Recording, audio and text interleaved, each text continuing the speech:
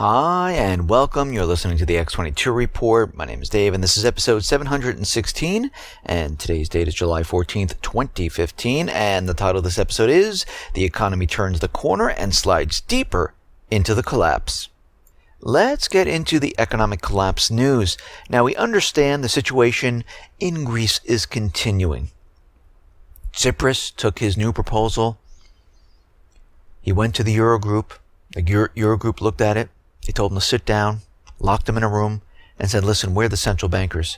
You're going to do what we want. We don't care what the people say. We don't care if they voted no. We're going to rewrite this proposal. You're going to bring it back to your countrymen. And you're going to force it down their throats. You're going to make it sound really great. It's in your best interest to do this. And we're going to take bits and pieces of your country and we're going to sell them off. We don't care about the people. We don't care about the government.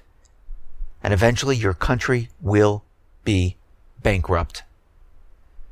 And Tsipras came back, and parts of his government and the people are sitting there scratching their heads saying, what just happened here? We voted no. And we're looking at this new proposal, and it's much worse than the one we voted no on. And we see that the central bankers are now punishing Greece. And I'm hoping that the Greek parliament votes this down. And they say, absolutely not. We're not going for this. Because what we're seeing from the IMF, they're saying that Greece is going to need an incredible amount of debt relief because of what has been happening in the last 2 weeks, because of the shutdown of the banks losing a lot of their funds, the economy in a complete economic collapse spiral. This is not going to be good. Varoufakis, the finance minister that resigned, he knew this was coming. Why do you think he resigned? He's saying the Greek deal is a coup, turns Greece into a vassal state. And this deal is not good whatsoever. Actually, Varoufakis was out there saying that they were preparing for a Greek exit scenario.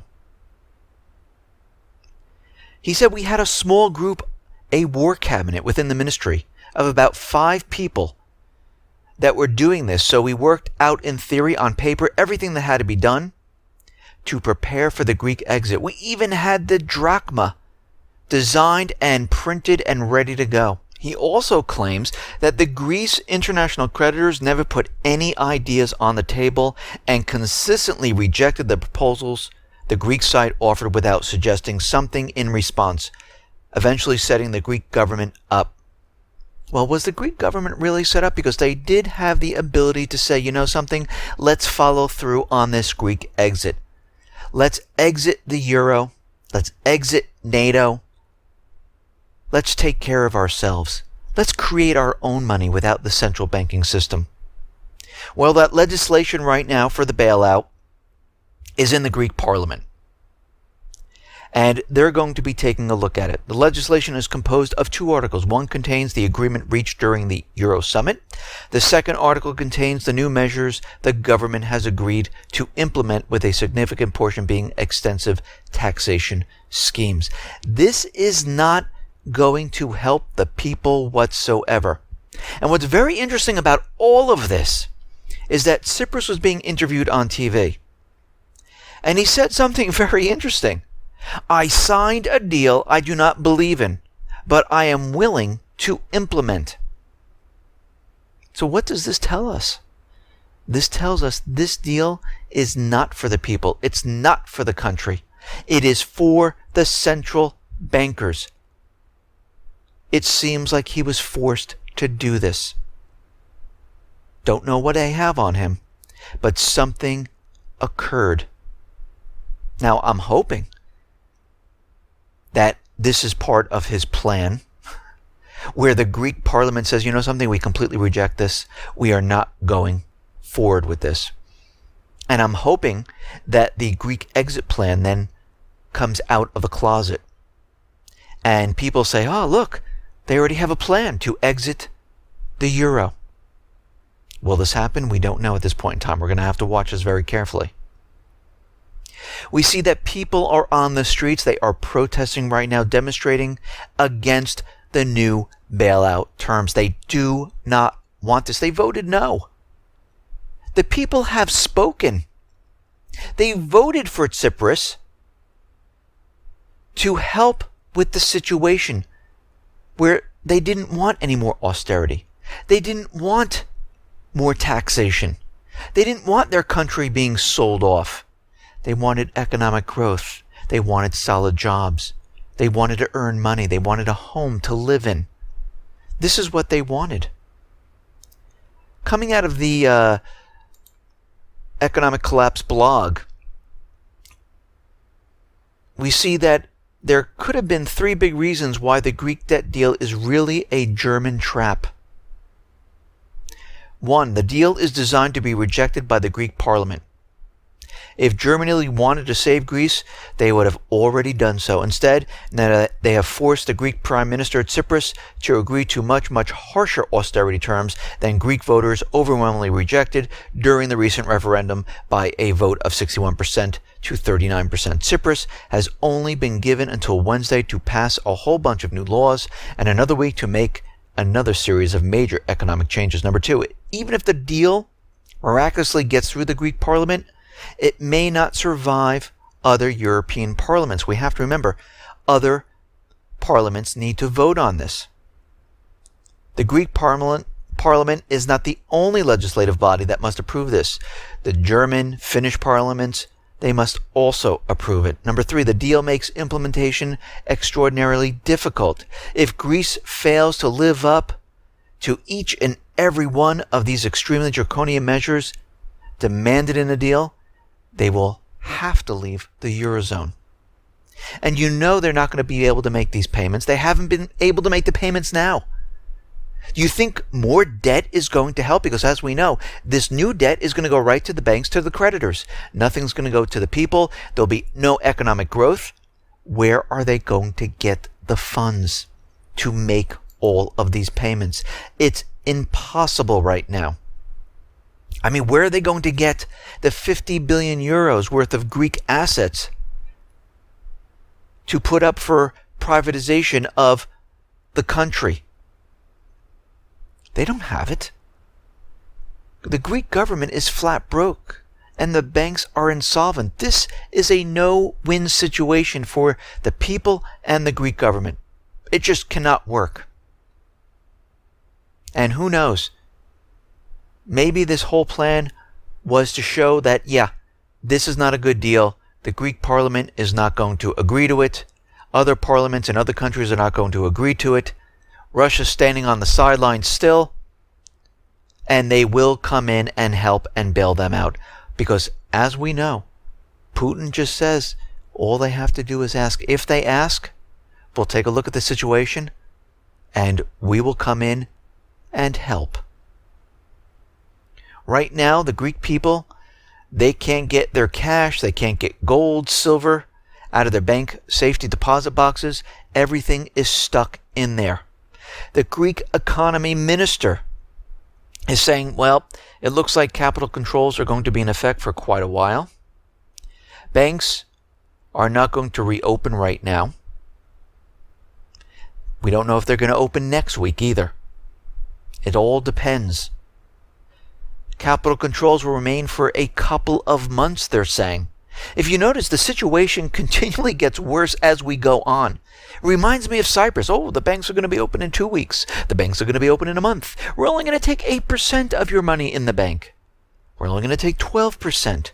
We're only going to take 30%. And they ended up taking 47%. Capital controls and bank closures were in effect for over a year. And we're starting to see the same thing in Greece. Bail-ins are still on the table because you know, once those central bankers get in there, and let's say they go with the deal, they're going in. No matter what, they are going in because these banks are insolvent. Where are they going to get the funds? We know that once they, let's say, agree to the deal, the funds aren't going to the people. we know there's going to be no revenue coming into the government. It's going to be the same situation that we've seen since 2008. Nothing has changed. It would be better if Greece left the euro and other countries started leaving the euro. And they take care of their own country. They create their own money without the central bankers. That would be a better scenario. Because when we look at this, the IMF back in 2012, they forecasted the Greek GDP. And they forecasted that, oh yeah, they're going to be debt-free come 2022. It could be completely sustainable.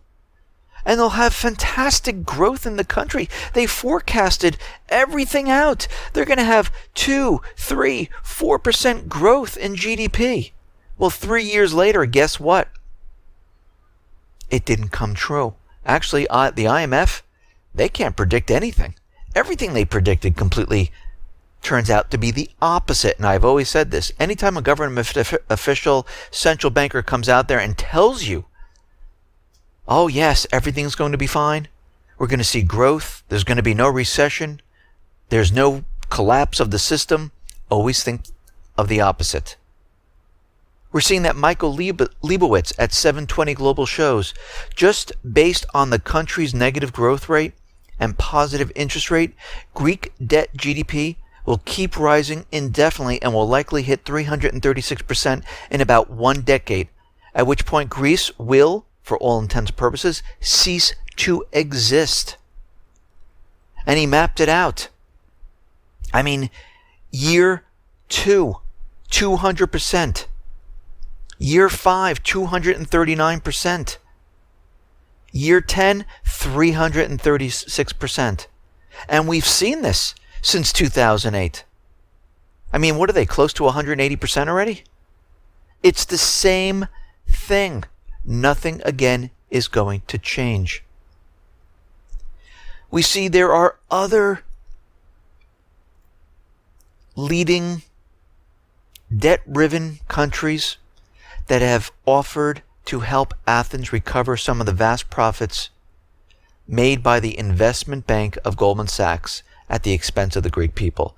They're going to be looking at this situation, starting lawsuits, and they're going to bring them against Goldman Sachs. Now, we're going to have to see how this plays out, and we'll have to see if this actually goes through. Right now, they're out there talking a lot, but I like to see the actions.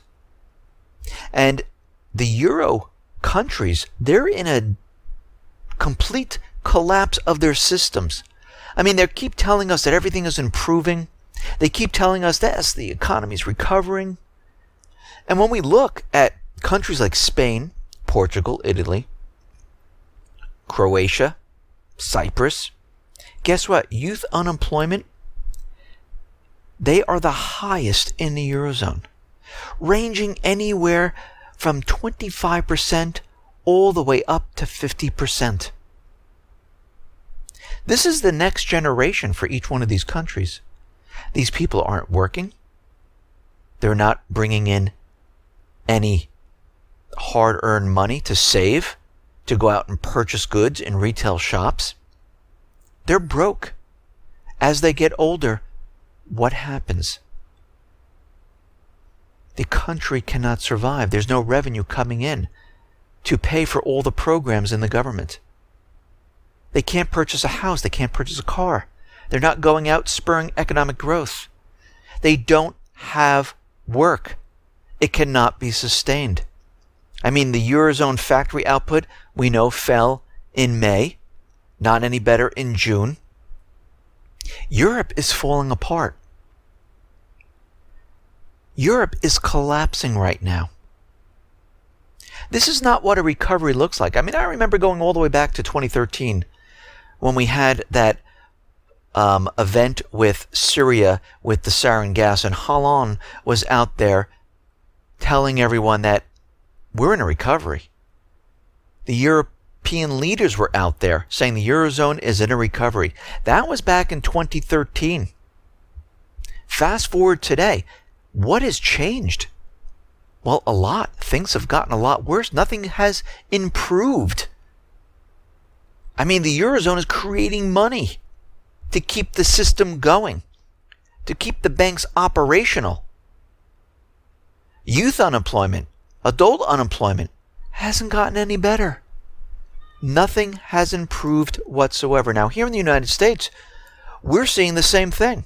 They keep telling us we're in a recovery. They keep telling us that everything is fine, but we're starting to see, no, it's not.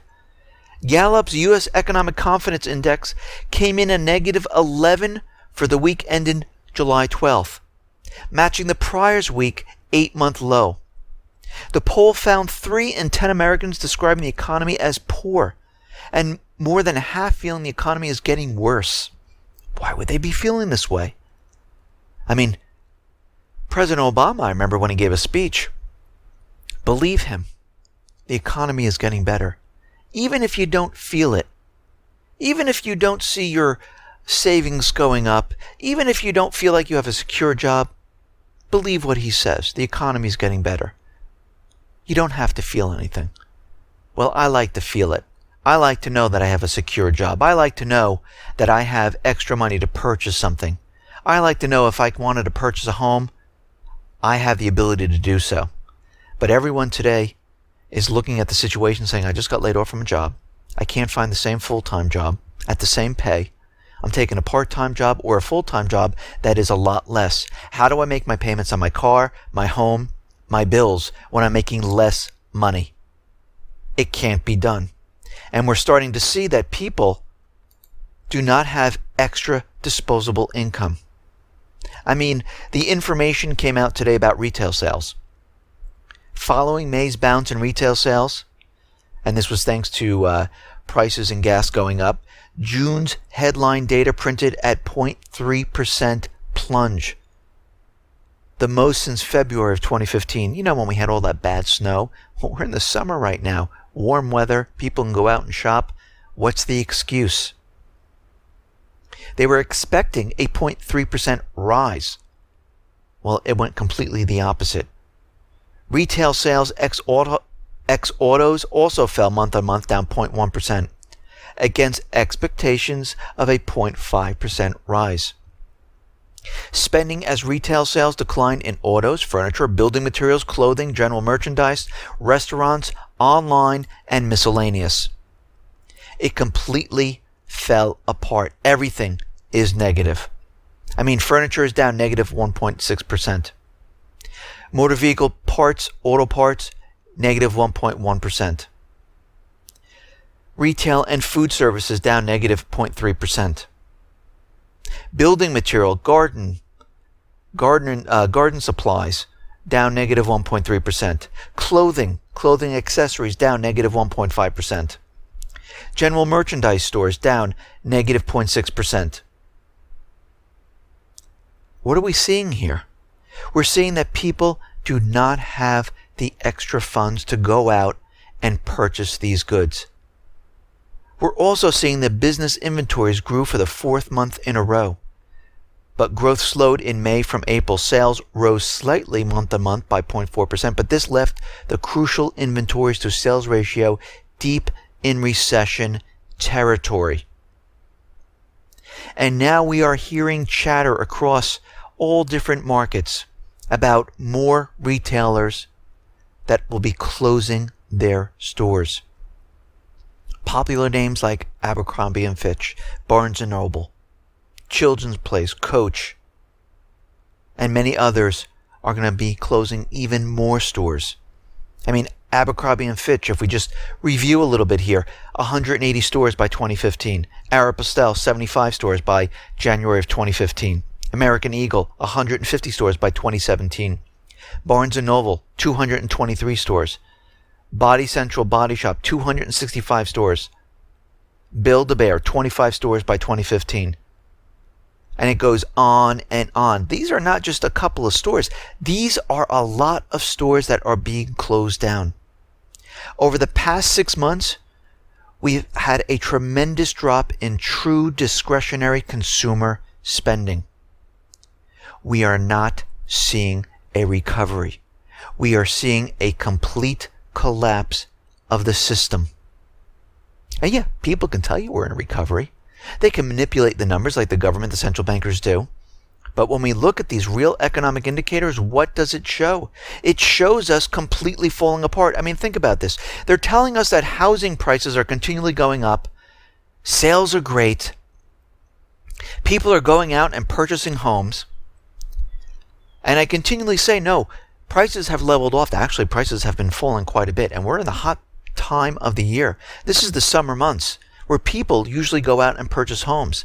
And we're seeing houses on the market much, much longer. But what's very interesting, and I've been reporting on how the mortgage applications are continually declining. Well, Wells Fargo is coming out and they're reporting that applications slowed during the past 3 months. And its pipeline shrank by 6 billion. We currently expect originations in the third quarter to be lower than the second quarter. Applications fell by 13% from the first 3 months of the year, and the pipeline of uncompleted mortgages dropped by 38 billion. And the CEO, John Stump, is completely shocked by this. They feel that, don't worry, it's going to come back even stronger. Well, I remember the National Association of Realtors came out back in 2008, and he predicted that, yeah, what we're going to see come the fall of 2008 is a complete comeback of the real estate industry. Well, the opposite happened. Where do they see a huge comeback? If this is the incredible part of the real estate season, coming into the fall and into the winter, that's the worst part of the season. This is when everything's going to fall apart. And if this is the best, which really looks like the worst, what is the winter going to bring? It's going to completely fall apart. This tells you, and this shows you, that the people don't have the ability to take out the mortgages. The people aren't going to take out mortgages because people have lost their wealth, they've lost their credit, they lost their jobs, and they are tapped out. This is what we are seeing. The economy is collapsing. Now, out in Russia, Russian President Putin has signed a law regulating the activity of rating agencies in Russia. As discontent over politicized actions of the Western Big Three, S&P, Moody's, and Fitch, is growing, the document sets a basic definition of rating activity, and its terms in Russian defines the procedures for the accreditation of rating agencies. Under the new law, legal entities established in the legal form of business entity have the right to exercise the rating activity on the territory of the Russian Federation after the Russian Central Bank puts information about them in the Register of Credit Rating Agencies. The Central Bank of Russia will carry out the accreditation of rating agencies. It will maintain the rating agency register, carry out inspections, direct orders, along with other enforcement actions. Basically, they're taking control of what is going on inside the country. We see here in the United States, the U.S. Army might use hollow point bullets in their new pistols. Now, this is in complete violation of international protocol. The U.S. Army is considering using hollow point ammunition in their new standard issue handguns, on the premise that doing so will reduce civilian casualties. The Army is considering the use of expanding and fragmenting ammunition, such as hollow point bullets, to increase its next generation handgun's ability to stop an enemy. On the battlefield, the U.S. has generally observed the 1899 Hague Convention rule, barring expanding and fragmenting rounds, despite the fact that it never has been signatory to that particular agreement. So basically, when we look at this, the U.S. has never signed up for this ban on special purpose ammo and always reserved the right to use it where it saw the need, which apparently now is everywhere. Note that the Hague Convention rule wasn't something that was adopted for no reason. The ban on non-standard rounds was put in place because, again, quoting the Army Times, the bullets caused unnecessary and therefore inhumane injury.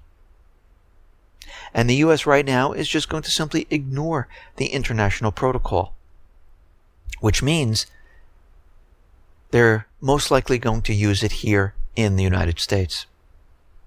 I mean, we see Jade Helm going on right now in many different states.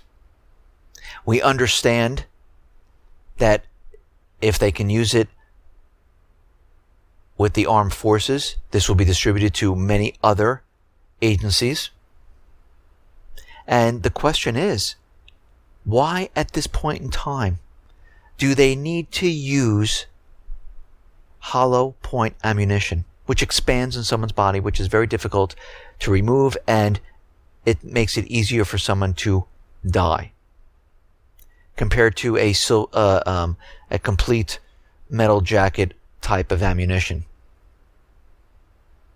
So we can see right now they are looking at this situation.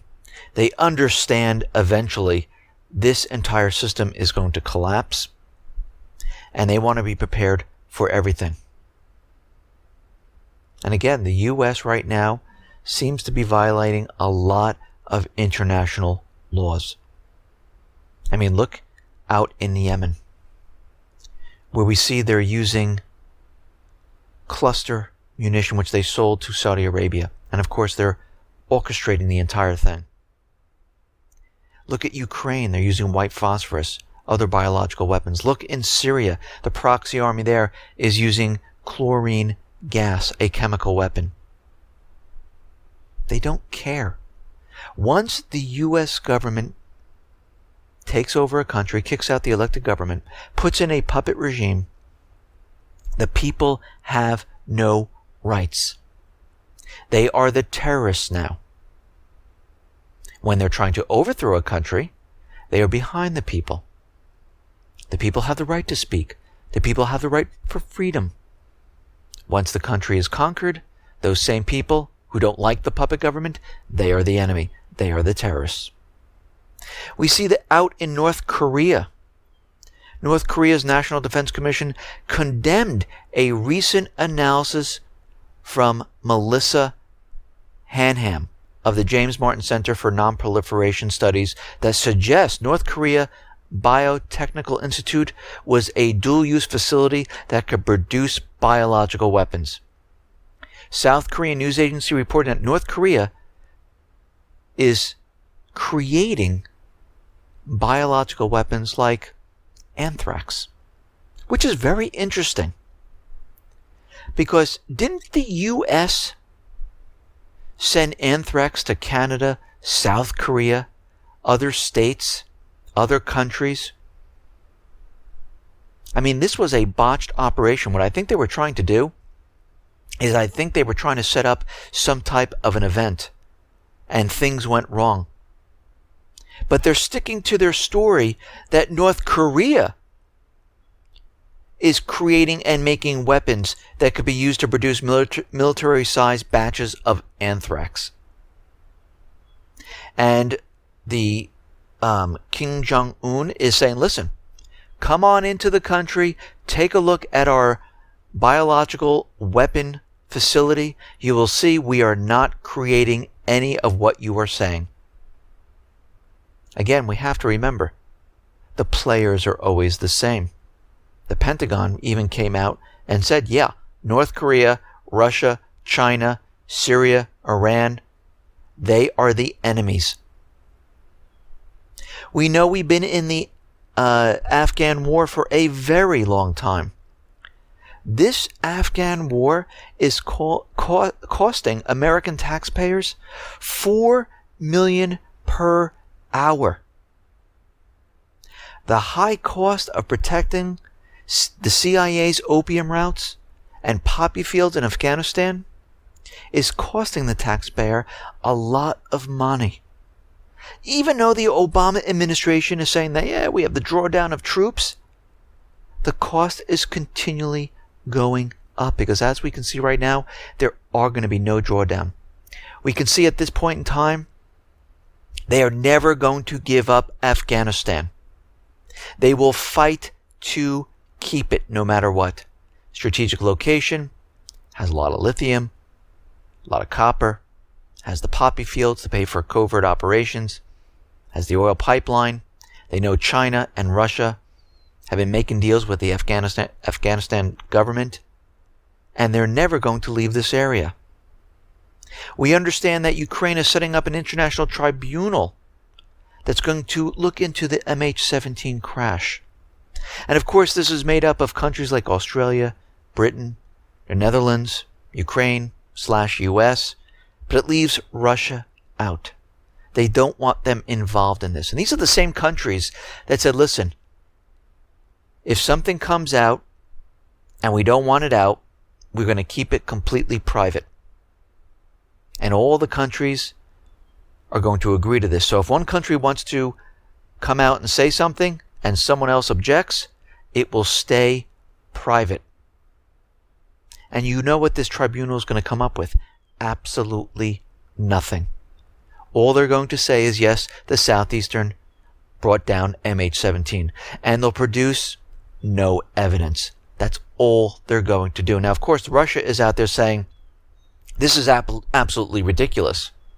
We need to return to the legal framework of Resolution 2166, which is the only appropriate basis for cooperation of the international community to establish the causes of the crash of the Malaysian aircraft and the prevention of similar incidents in the future.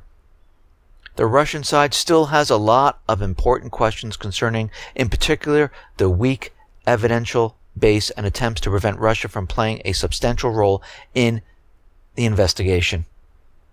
They don't want Russia involved because Russia knows they didn't do it. The U.S. and Ukraine, all evidence points to them. They controlled the plane. They told it where to go. Ukraine had a fighter jet right behind the plane, shot into the plane. And we can see at this point in time, they don't want any of this information coming out whatsoever. Now, Ukraine and the European Investment Bank, EIB, are planning to sign a new loan agreement on July 23rd. The agreement deals with the development of municipal infrastructure. They're going to receive about 400 million euros. And it's supposed to go to water supply, drainage, heat supply. But as we know, in this Ukrainian government, which is completely corrupt, a lot of this money completely disappears and nobody knows where it goes. Almost like the United States when the Pentagon comes up saying, we just lost $1 trillion. We have no idea where it went. We have no records either. It just disappeared. Now, in Ukraine, in Lviv, we're starting to hear there have been explosions. And the ministry said that the entrances to the station had been booby-trapped and explosives were set there. And the safety clip of a grenade was found at one of the sites. Now, we're starting to see a lot of things happen in Ukraine right now, where we see the right sector group basically fighting against the Ukrainian government.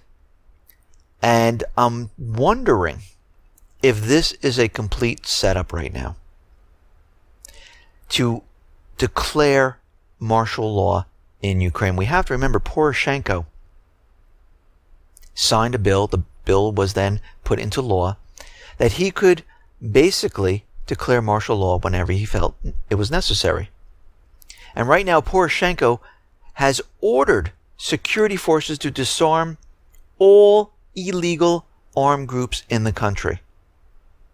And this followed a deadly gunfight involving the right sector.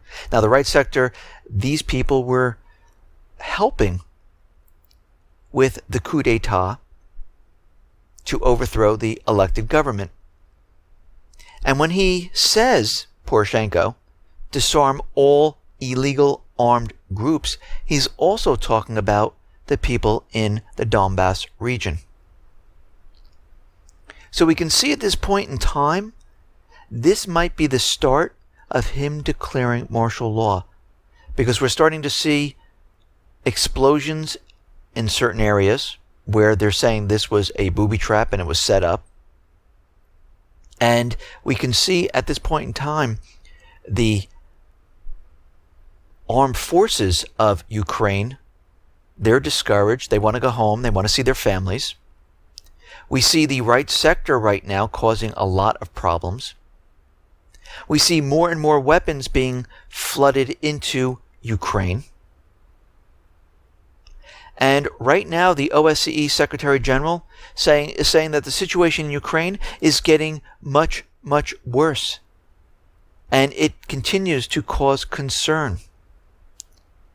It looks like the Ukrainian armed forces keep increasing their military arsenal and moving it closer and closer to the line of fire in Donbass.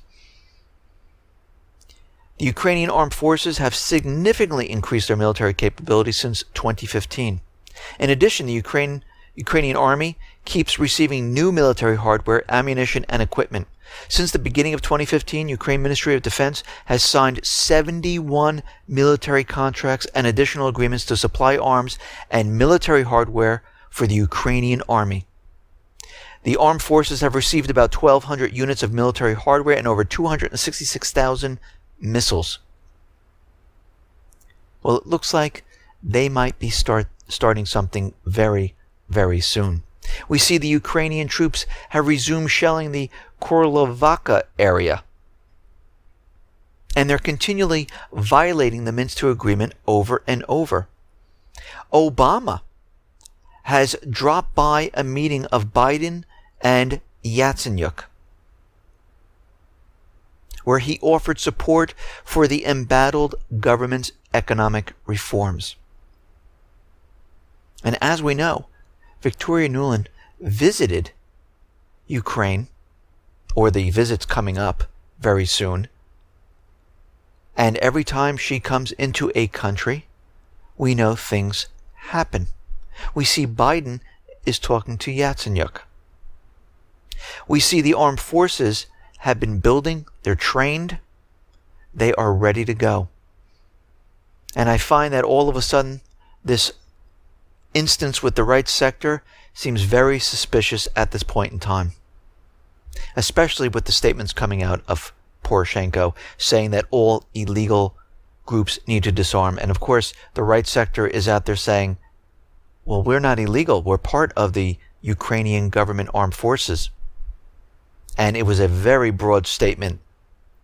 Out in Yemen, in the Middle East, what do we see? Well, the Houthis have attacked an oil refinery, and they're trying to take every piece of the country back.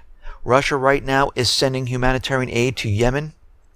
Saudi Arabia right now does not recognize the ceasefire in Yemen, and they're continually firing upon the Yemen people. And Russia's going to bring in 2 planes with humanitarian aid for the population of Yemen. They're going to have canned meat, fish, baby food, and other supplies to help the people out. It's about 46 tons of humanitarian aid. We see out in Iran, these 6 world powers, they've come to an agreement. And what is this agreement all about? Well, they keep talking about nuclear. They keep talking about their weapons. And we know that all of this is about getting into Iran. And when I look at this even closer, I see other agendas starting to pop up. We understand that the deal is going to go to Congress, which is controlled by other foreign entities like Israel, where they're going to try to block this deal. And Obama's out there saying that he will veto any legislation that blocks the Iranian deal. But when we pull back the curtain, we understand this nuclear weapons talk is an illusion. We know the real deal is about the central bank and is about putting their natural resources on the US dollar. And when we look even closer, we see the other agendas. We see, why did the US say, okay, we need to make a deal with Iran? Because they've been doing this for 30 years. Think about this. Why did they do it with Cuba? They're telling us that sanctions don't work now. Well, as we know, they're trying to provoke Russia at this point in time. They don't want Russia to have a foothold in Cuba. This is why they relaxed the sanctions in Cuba, so they can have a foothold in this area to block Russia. Iran was becoming very close with Russia, and now the U.S. has the ability to take control of the situation in Iran with Russia. And we can see that when you look at this, this is an attempt to cut off Russia and isolate it. This is part of Obama's new Cold War against Russia. So when we look at this, we see they're in Syria. They're trying to take over that country. They're in Iran, where they've taken over the country. The government's still there, but it looks like they're going to agree to sell their natural resources using the dollar. They just blocked Russia right now. And they're going to use Iran to convince Assad to back down. So there are many different things here. Prop up the economy, block Russia, because they're provoking Russia to get into the next war, and to try to convince Iran to have Assad back down. And we can see that this is part of the plan, because already the French President Hollande said Iran must show that it is ready to help us end the conflict. Iran has been a key backer of Syrian President Assad, and they must use their influence to tell Assad to back down, because as we know, Iran is a huge backer of Syria, with money, with troops. They have an agreement that if Syria is attacked, Iran will come to his aid. And we can see at this point in time, all of this is now coming together, and we're seeing a clearer picture. Because eventually, when this war goes hot, they need to make sure everything is covered. Look at this. The military buildup in the Pacific, and as we've been reporting this for over 2.5 years, we've seen more and more assets being moved to the Pacific, more and more bases created, more and more troops are out there. We see Eastern Europe, NATO being built up, more assets, more troops. We see the U.S. provoking Russia. We see the Obama administration telling everyone that sanctions don't work, but impose sanctions on Russia and remove them from Cuba, which makes no sense. And it seems like wherever Russia is going, they need to be there. They're trying to get into Syria. They're trying to get into Iran to prop the system up. They're doing whatever they possibly can. Because what's happening now is that this economy is in a death spiral. The economy is collapsing. It's accelerating. I mean, we saw this stock market. They threw the kill switch to shut it down. Because what they were doing to China, trying to destroy their economy, so the IMF doesn't look at the yuan to become a reserve currency, was backfiring. And people were getting out of the stocks here in the United States. Things were falling apart and they had to throw the kill switch. This thing is held together with tape and spit. One wrong move, the whole thing just comes tumbling down, and they know this. But they have everything in place. They have been preparing for it. They are ready for it. And you need to be prepared too. Because we don't know when it's going to happen. Look at Greece right now. Banks are shut down. Capital controls. The same thing happened in Cyprus. This will spread to other countries, and it will hit the United States. They don't create these documents, and I'm talking about the bankers, for no reason.